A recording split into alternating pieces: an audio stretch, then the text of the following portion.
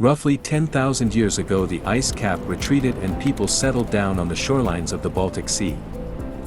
Estonian language has been spoken on these lands for at least 2,000 years. The first written verb in Estonian was to sing, mentioned in the Livonian Chronicle 800 years ago.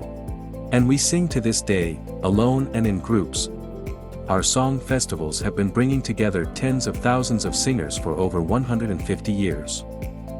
During winter, when it's snowy and white, we ski, alone and in groups, sometimes in thousands. Reading has been a part of our culture for half a millennium. The first book in Estonian will be 500 years old in 2025. Over 90% of Estonians have been literates for over 100 years. We invite you to the 6th Baltic Sea Conference on Literacy. Literacy Environment, Environmental Literacy. October 4th to 7th, 2025, Tallinn, Estonia.